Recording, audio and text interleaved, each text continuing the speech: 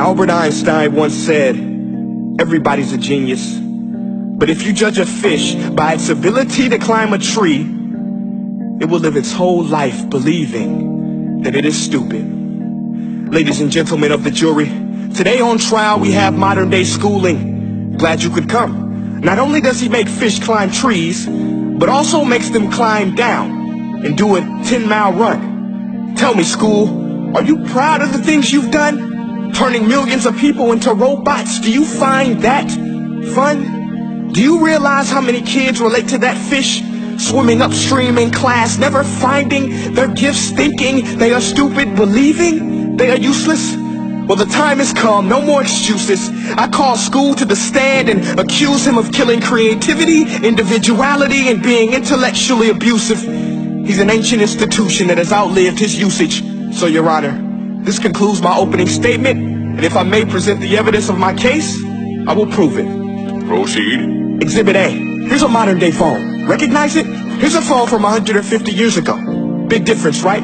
Stay with me. Here's a car from today, and here's a car from 150 years ago. Big difference, right? Well, get this. Here's a classroom of today, and here's a class we used 150 years ago. Now, ain't that a shame? In literally more than a century, nothing has changed.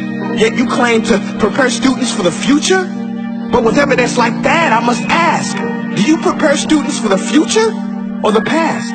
I did a background check on you and let the record show that you were made to train people to work in factories, which explains why you put students in straight rows, nice and neat, tell them sit still, raise your hand if you want to speak, give them a short break to eat, and for 8 hours a day tell them what to think.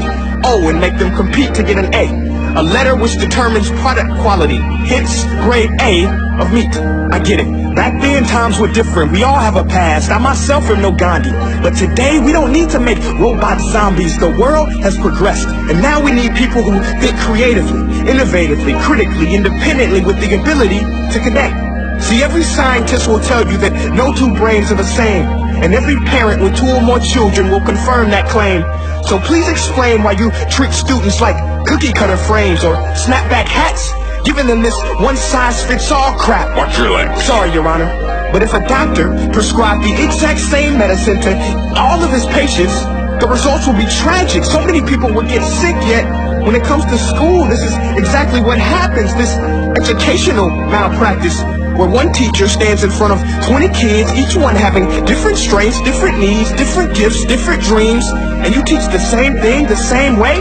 That's horrific. Ladies and gentlemen, the defendant should not be acquitted. This may be one of the worst criminal offenses ever to be committed. And let's mention the way you treat your employees. Objection. Overruled. I want to hear this. It's a shame.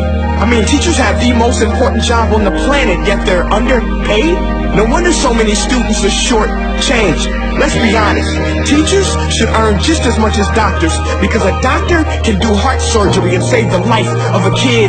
But a great teacher can reach the heart of that kid and allow him to truly live. See, teachers are heroes that often get blamed, but they're not the problem. They work in a system without many options or rights. Curriculums are created by policymakers, most of which have never taught a day in their life. Just obsessed with standardized tests. They think bubbling in a multiple choice question will determine success. That's outlandish. In fact, these tests are too cruel to be used and should be abandoned, but don't take my word for it. Take Frederick J. Kelly, the man who invented standardized testing, who said, and I quote, "These tests are too cruel to be used and should be abandoned." Ladies and gentlemen of the jury, if we continue down this road, the results will be lethal. I don't have much faith in school, but I do have faith in people. And if we can customize healthcare, cars, and Facebook pages, then it is our duty to do the same for education, to upgrade and change and do away with school spirit, because that's useless. Unless we're working to bring the spirit out of each and every student, give every gift an equal chance. I know this sounds like a dream, but countries like Finland are doing impressive things. They have shorter school days, teachers make a decent wage, homework is non-existent, and they focus on collaboration instead of competition. But here's the kicker, boys and girls. Their educational system outperforms every other country in the world. Other places like Singapore are succeeding rapidly. Schools like Montessori, programs like Khan Academy, there is no single solution. But let's get moving, because while students may be 20% of our population, they are 100% of our future. So let's attend to their dreams and there's no telling what we can achieve. This is a world in which I believe, a world where fish are no longer forced to climb trees. I'll rest my case.